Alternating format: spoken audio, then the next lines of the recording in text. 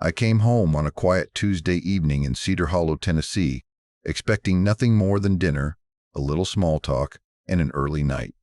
Instead, I found my 18-year-old son, Evan Carter, sitting on the front steps with his back against the door, his face drained of color, his hands shaking as he stared down the driveway like he was waiting for someone to come back and finish what they started. While I was gone, two men claiming to be police officers had shown up. They didn't ask questions. They didn't explain anything. They demanded the combination to my late father's gun safe in the garage. Not paperwork, not a warrant. The actual code. When Evan refused, they stepped closer and told him that community safety overrides personal rights and that pushing back would only make things worse. Before leaving, they promised they would return soon with proper authority. Here's the problem for them.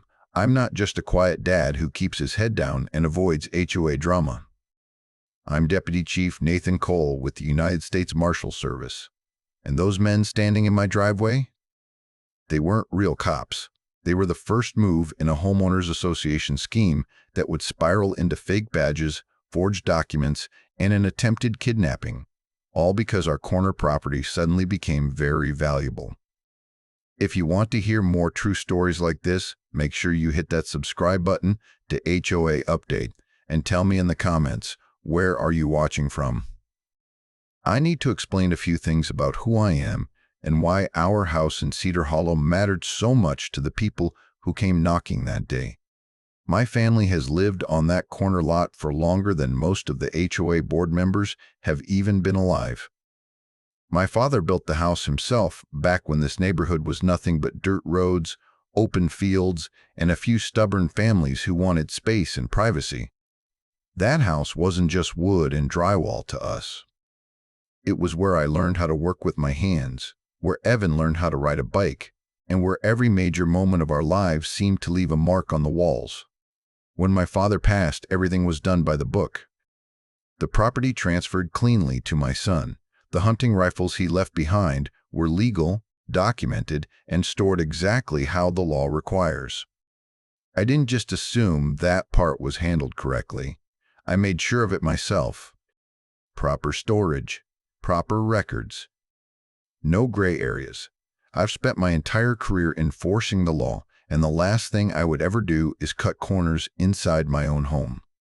That's why listening to Evan explain what happened while I was gone made my stomach tighten in a way I hadn't felt in years. He walked me through it slowly, like he was replaying the scene frame by frame in his head. He said the uniforms didn't quite look right.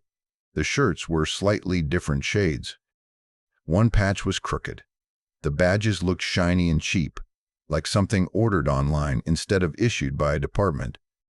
One of the men was tall and thin, with a scruffy beard that would never pass a real inspection. The other was shorter, red-faced, and angry from the moment he opened his mouth. What bothered me most wasn't just what they said, it was how they said it. They spoke loudly, too loudly. Not like officers trying to have a professional conversation, but like actors performing for an audience. Every sentence was packed with vague authority phrases. Federal oversight, community safety, emergency powers. Words meant to sound final without actually meaning anything. And every time Evan hesitated, they stepped closer, lowered their voices just enough to feel threatening, and then raised them again when someone might be listening. That's when I realized something important. This wasn't about compliance. It was about visibility. As Evan talked, I noticed things I hadn't seen when I pulled into the driveway. Martha Bell next door had her blinds tilted just enough to watch us. Across the street, Luis Ramirez was standing at the edge of his lawn with a hose in his hand, watering the same patch of grass over and over without really looking at it. A few houses down, someone's front door cracked open and then closed again. The damage was already being done. By morning, the story wouldn't be two strange men showed up asking illegal questions. It would be, the police were at that house. And once that seed is planted in a neighborhood run by an HOA, it grows fast and ugly. Rumors don't need proof. They just need repetition. That night, while Evan tried to calm down, I went into work mode. Not angry, not reactive. Focused. I wrote everything down. Exact descriptions. The order of events. The phrases they used, the time they arrived, and how long they stayed. I stepped outside and checked the street for cameras, noting which houses might have caught the driveway on video. I walked the block and looked for tire marks, memorizing where their vehicle had parked and how it pulled away. I explained to Evan why I was doing all of it. Real authority leaves a trail. Reports, warrants, case numbers, names you can verify. Scammers rely on pressure and confusion. They want you to act before you think. They want you afraid of consequences that don't actually exist. That was the moment Evan's fear started turning into something else. Not confidence yet, but understanding. He saw that I wasn't panicking or yelling or calling lawyers in a frenzy. I was documenting, because whatever this was, it wasn't over. And people who start with intimidation almost always come back stronger when they think it worked the first time. As I finished writing everything down, I told my son the truth he needed to hear. Those men didn't come because we did something wrong. They came because someone believed we were easy targets. Quiet house, young owner, old weapons tied to a deceased grandfather. In their minds, it was the perfect setup. What they didn't realize was that by showing up the way they did, they'd already made their first mistake. They'd left evidence. The next afternoon, right around the time the neighborhood usually settled into that quiet lull between work and dinner, I heard heavy car doors slam outside. Not the casual thud of a neighbor getting home, but sharp, deliberate sounds meant to announce presence. I didn't need to look out the window to know who it was. The timing was too perfect. They were coming back because they thought fear had done its job. This time, I answered the door before they could knock. The same two men stood on my porch, dressed in the same mismatched uniforms, looking more confident than they had the day before. Louder, too. The shorter one stepped forward like he was the lead actor in a play, already raising his voice before I said a word. He launched into a rehearsed speech about federal regulations and mandatory community oversight of privately stored firearms. He spoke quickly, like someone afraid of being interrupted, rattling off phrases that sounded official but meant nothing when you slowed them down. I didn't raise my voice.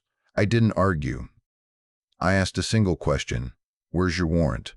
For half a second, both of them froze. It was subtle, but I saw it. The tall one glanced sideways at his partner, like he was checking for the next line. The shorter one's face tightened, and the tone shifted instantly from rehearsed authority to raw irritation. He said warrants weren't required under emergency safety provisions and that refusal to cooperate would be documented as obstruction. That's when I knew this wasn't just a bluff. It was a script. I told them calmly that they had no jurisdiction, no authority, and no legal standing on my property. I told them to leave. The tall one muttered something about not being over, and the shorter one leaned forward just enough to be threatening as he warned me that non-compliance won't be tolerated. I didn't respond. I closed the door in their faces. I stood there for a moment, listening to their boots retreat down the steps, listening to the way their voices dropped as soon as they were off the porch. Authority disappears fast when it's fake. I watched through the side window as they walked back to their vehicle, noting the way they avoided looking directly at any of the houses around us. They wanted witnesses, but only from a distance. A few minutes later, something else caught my attention. A black luxury SUV rolled past the house slowly, windows tinted dark enough that I couldn't see who was inside. It didn't stop. It didn't need to. The message was clear. Someone else was watching now. That's when the pressure changed. Over the next few hours, the neighborhood shifted in ways that would have been easy to miss if I wasn't already on edge. A bright yellow community safety notice appeared on the HOA bulletin board near the entrance, talking vaguely about ongoing investigations and resident cooperation. People who normally waved suddenly looked away. Conversations on sidewalks stopped when I walked past. Doors closed a little faster than usual. That's when I heard the name for the first time. Lydia Harrow. She was the HOA president, a woman known for her perfectly tailored clothes, her carefully managed smile, and her talent for making problems sound like policies. I hadn't spoken to her yet, but her presence was everywhere. New emails hit residents' inboxes warning about serious safety concerns. Flyers appeared near mailboxes reminding people to report suspicious activity. None of it mentioned my address directly, but it didn't have to. This wasn't random anymore. It was coordinated. The fake officers weren't acting alone. They were the muscle, not the brain. Lydia was testing the neighborhood, watching how people reacted, seeing how easily fear could be redirected. She didn't need to confront me yet. She needed the block whispering first. By that evening, Evan noticed it too. He asked why people were acting strange, why his phone had gone quiet, why a neighbor who'd known him since he was a kid suddenly crossed the street to avoid him. I told him the truth. This was how pressure campaigns work. You isolate the target. You make them feel watched. You let the community do the rest. That night, I added more notes to my file. The SUV. The notices. The sudden shift in behavior. Patterns matter. And as ugly as it felt, I knew something else was true. People who rely on intimidation always get sloppy when they think they're in control. And Lydia Harrow had just made her first move without ever knocking on my door. Lydia Harrow showed up 3 days later, just as the neighborhood was settling into its late morning rhythm. I knew it was her before I even opened the door. There was a certain kind of confidence in the way her black luxury SUV parked perfectly along the curb, not too close, not too far, like she expected the street to notice. She stepped out wearing a tailored blazer, a calm smile fixed on her face, and a leather portfolio tucked neatly under her arm. That smile never reached her eyes. She introduced herself like we were meeting for the first time at a neighborhood barbecue, not like her fingerprints were already all over the intimidation campaign unfolding around my family. She spoke softly, politely, about community harmony and shared responsibility. Then she opened her portfolio and laid out several documents on my porch railing, careful to angle them so they looked official from a distance. They were meant to intimidate. Embossed seals. Formal language. Multiple signatures. Everything designed to overwhelm someone who didn't know what to look for. Lydia explained that the HOA was conducting a community safety initiative and that my property had been flagged due to legacy firearms and non-compliant storage concerns. She spoke in long, flowing sentences that sounded reasonable if you didn't slow down and examine them. I did. The longer I looked, the worse it got. The board names didn't match the actual HOA charter. One signature was clearly copied and pasted from another document. Another name belonged to someone who hadn't been on the board in years. The seal was the wrong size and slightly blurred, like it had been scanned and reprinted too many times. This wasn't bureaucracy. It was forgery. I asked Lydia a few simple questions. Who authorized this? Which regulation was being enforced? What legal mechanism allowed the HOA to override state and federal law? Each question chipped away at her calm. Her smile tightened. Her answers grew shorter. She started repeating herself, leaning harder on vague phrases like emergency authority and board discretion. That's when I understood something important. She wasn't here to convince me. She was here to see if intimidation would finish the job. After she left, I didn't sit around stewing. I went looking for the real motive. It didn't take long. A few hours digging through public records told the whole story. Rezoning had recently been approved near our street. Commercial development was creeping closer, and property values were climbing fast. The corner lot, my lot, was suddenly a strategic prize. Buried in past HOA meeting notes was language about future expansion opportunities and strategic acquisitions. It was dressed up as long-term planning. But the intent was obvious. My property was the final obstacle. The gun safe was never the issue. It was the excuse. Lydia returned that evening with her tone stripped of warmth. She didn't bother pretending this time. She told me the HOA expected compliance within 72 hours. If I refused, enforcement measures would escalate. She didn't specify what that meant, and that was intentional. Fear works best when the threat is undefined. I didn't argue with her. I didn't raise my voice. I told her she'd hear from me soon. After she left, I locked the door, sat down at the kitchen table, and started preparing. Not emotionally, strategically. I organized my notes, backed up footage, and mapped out every possible escalation path. Because when people like Lydia drop the mask, they don't stop. They overreach, and when they do, they create the evidence that ends them. Once Lydia made her threat, the tone of everything around us changed. The pressure stopped pretending to be about policy and started aiming directly at my son. It was subtle at first, the kind of harassment that's easy to dismiss if you don't recognize the pattern. Then it became relentless.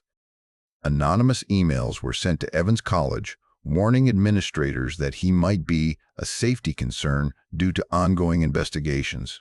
No details, no proof. Just enough vague language to force meetings and raise eyebrows. Evan was called into an office and asked careful, uncomfortable questions about weapons he legally owned, but suddenly felt guilty for mentioning.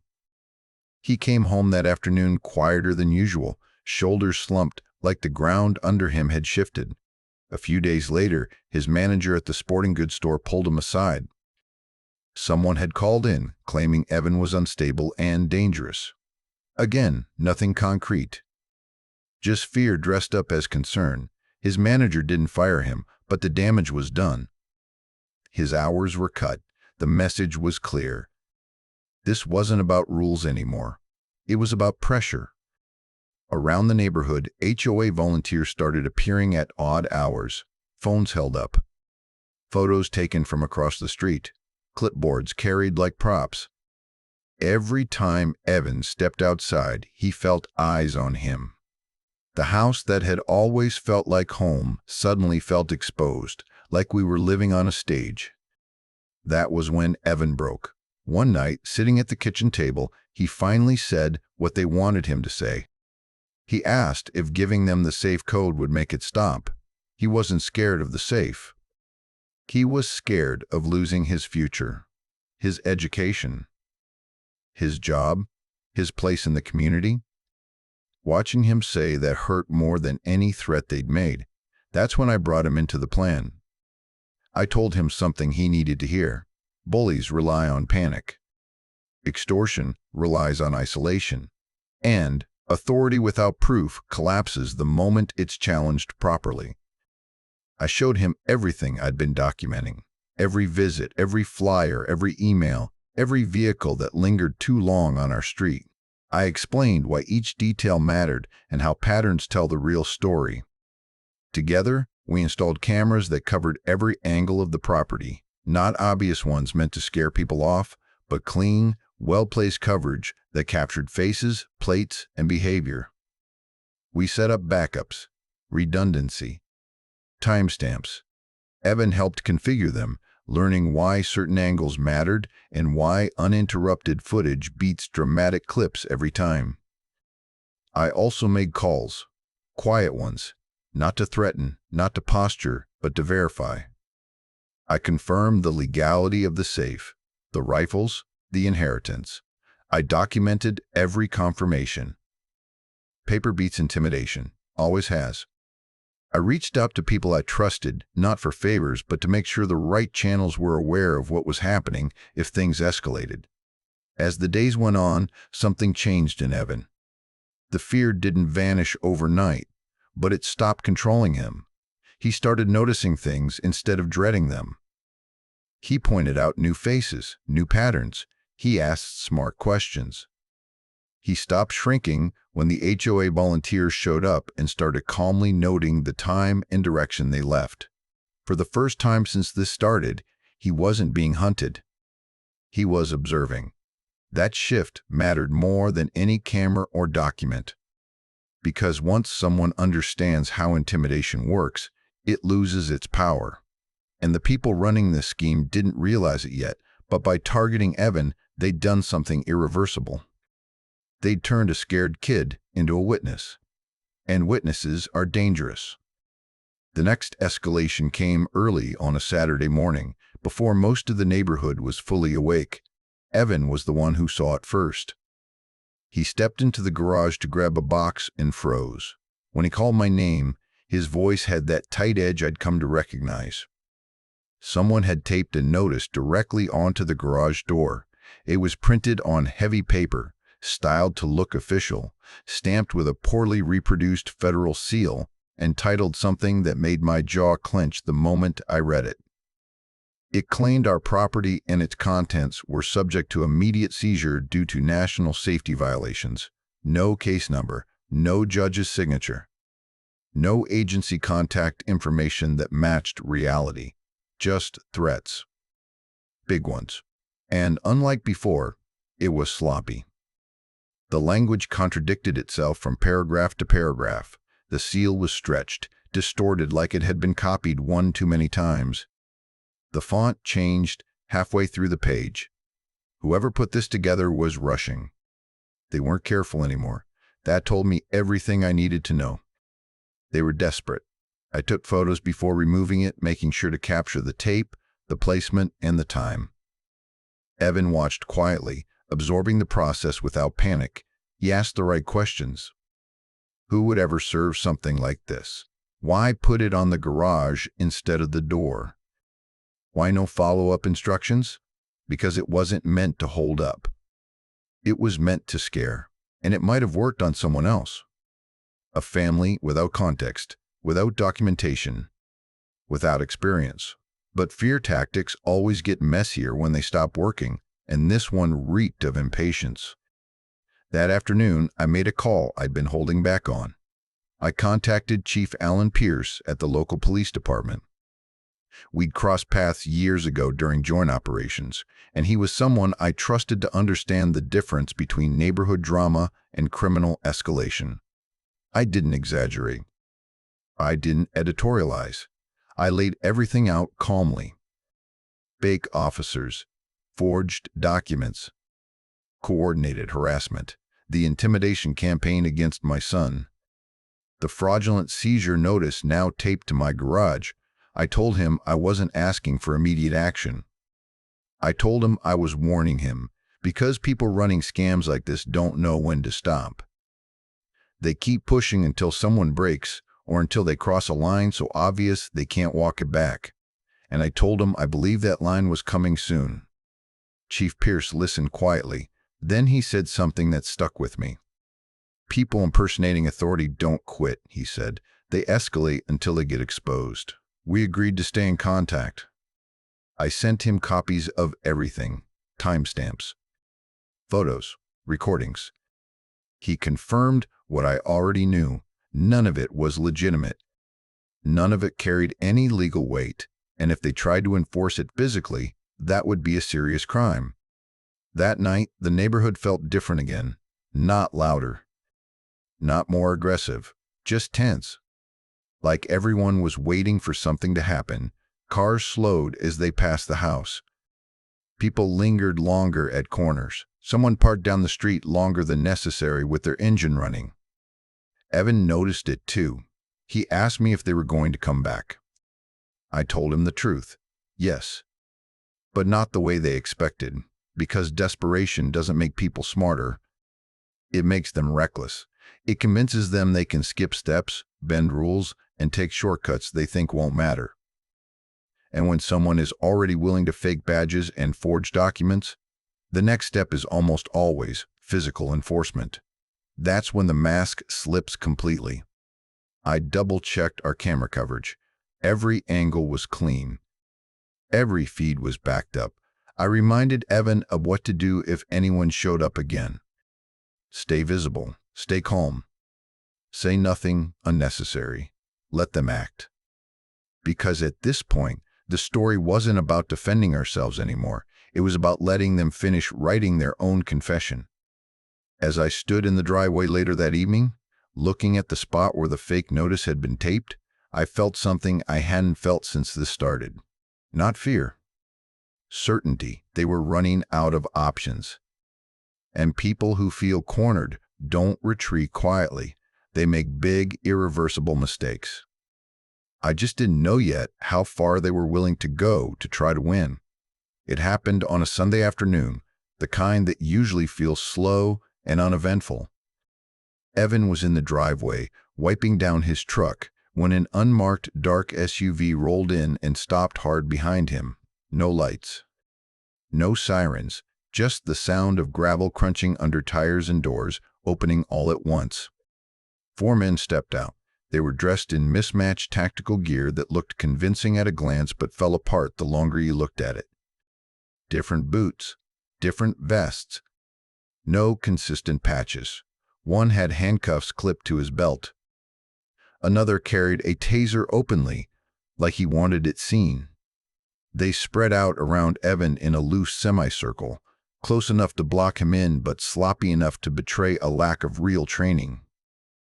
One of them announced, loud and confident, that Evan was under arrest for weapons code violations and federal obstruction. He said it like it was a memorized line. No warrant was produced. No agency was named. No explanation followed. Just authority by volume. I stepped outside immediately, keeping my hands visible, my voice calm. I asked the same question I'd been asking from the beginning. Show me the warrant. The man who seemed to be in charge ignored me completely. He told Evan to turn around and put his hands behind his back. Evan looked at me, fear flashing across his face, but he didn't move. I told them again that they had no jurisdiction and no legal authority on my property. That's when one of them made the mistake that ended everything. He reached out and grabbed Evan's arm. That single touch changed the situation instantly. It was no longer intimidation. It was no longer theater. It was attempted kidnapping under the color of fake authority. Training takes over in moments like that. Not anger, not panic. Precision. I moved between them and my son, issuing clear commands they didn't follow. The leader raised his voice, threatening me with charges for interfering with federal officers. There were no federal officers there. What followed lasted less than a minute. I disarmed the first man as he stepped forward, using his momentum against him and driving him to the ground. The second rushed in clumsily and went down just as fast. The third hesitated, unsure now, and that hesitation cost him. The fourth tried to back away, reaching for his taser, and was neutralized before he could deploy it. It was controlled. It was clean. And it was over before any of them fully understood how badly they'd miscalculated. By the time the last one hit the pavement, the neighborhood had come alive. Doors flew open. People poured onto porches. Phones appeared in hands like reflexes. Martha Bell was already recording from her front steps. Luis Ramirez stood frozen halfway across the street, eyes wide. A teenager, 2 houses down, leaned out of an upstairs window, filming everything. Evan stood behind me, shaking but unharmed. Then a familiar engine roared down the street. Lydia Harrow's black SUV screeched to a stop at the curb. She jumped out, face flushed, screaming before she even reached the driveway. She shouted that I had assaulted law enforcement officers. She demanded someone call the police. She accused me of violence, obstruction, and endangering the community. Her voice echoed off the houses. I waited until she finished. Then I reached into my jacket and produced my badge. I stated my name clearly. I stated my position clearly. Deputy Chief Nathan Cole, United States Marshals Service. I explained that the men on the ground were impersonating officers and had just attempted to unlawfully detain my son. The silence that followed was immediate and absolute. Lydia stopped mid-sentence. Her mouth opened, then closed. The confidence drained out of her posture like air from a punctured tire. Around us, neighbors lowered their phones slightly, processing what they had just heard. The men on the ground stopped struggling. Someone finally called the real police. When the sirens arrived, everything shifted into reality. Statements were taken. Footage was collected. The fake gear was examined. The lies unraveled fast under real scrutiny. Lydia stood off to the side, pale and shaking, watching her entire plan collapse in front of witnesses she'd assumed would stay silent. Evan looked at me then, really looked at me, and I saw something settle in him. Relief. Pride. Understanding. The intimidation was over. The masks were off. And the people who thought they could fake authority their way into stealing a family's future had just learned the most expensive lesson of their lives. Once the real police arrived, everything moved fast in a way that fake authority never can. Patrol cars lined the street. Body cameras came on. Questions were asked in calm, professional tones that stood in sharp contrast to the chaos that had unfolded minutes earlier. The men who had tried to take my son were separated, searched, and placed in real handcuffs. Their mismatched gear was laid out on the pavement, each piece documented and photographed. The story unraveled quickly. None of them could produce legitimate credentials. Their badges were cheap replicas. Their stories didn't match. The fake seizure notice taped to my garage earlier that morning was confirmed to be fraudulent within minutes. What they called enforcement was officially classified as impersonation of law enforcement and attempted unlawful detention. And once investigators started connecting the dots, the scope widened. Detectives took statements from neighbors who had witnessed the earlier visits, the staged intimidation, and the attempted arrest. Martha Bell handed over her recordings. Luis Ramirez described the fake officer's first visit. Multiple people admitted they'd received vague HOA emails warning about ongoing investigations, but never felt right about them. Fear had kept them quiet until they saw real authority step in. Lydia Harrow was questioned on the scene. Calm at first, defensive when confronted with evidence. Silent once the forged documents were compared to the real HOA charter. Her portfolio, once her shield, became her liability. By nightfall, she was no longer acting HOA president. She was a suspect. The fallout hit the HOA fast. Emergency meetings were called, then canceled. Board members resigned one by one as legal exposure became impossible to ignore. Emails went unanswered. The so-called safety committee dissolved overnight. The expansion plans that had driven everything were frozen pending investigation. Lydia resigned in disgrace within days. Formal charges followed. Forgery, conspiracy, coordinating impersonation of law enforcement. Civil suits were filed by multiple homeowners who realized they'd been pressured or misled. What had started as a power grab ended as a legal nightmare. For Evan, the shift was immediate and personal. His college received official confirmation clearing him of any wrongdoing. The anonymous complaints were traced back to HOA-linked accounts and formally dismissed. His job reinstated his hours and apologized for believing rumors without proof. The cloud over his future lifted almost as fast as it had formed. Our property status was reaffirmed publicly. The corner lot remained ours, free of any HOA authority over firearms or inheritance. What Lydia had tried to take through fear was returned through law, but the biggest change wasn't legal. It was the neighborhood. People started waving again. Conversations returned to sidewalks. Neighbors stopped whispering and started talking openly about what they'd been afraid to say before. A few even apologized for keeping their distance, admitting they hadn't known who to trust until everything came out. Fear had kept everyone isolated. Truth brought them back together. One evening, a few days after the arrests, Evan and I sat on the porch watching the street settle into its old rhythm. He asked if it was really over. I told him yes. Not because the paperwork was finished or the court dates scheduled, but because the intimidation had lost its power. Authority doesn't survive exposure. The people who tried to weaponize fear learned that lesson the hard way, and the neighborhood learned something too. Silence protects bullies. Speaking up ends them. As the sun dipped below the houses, I felt a quiet sense of closure, not triumph, not revenge, just relief.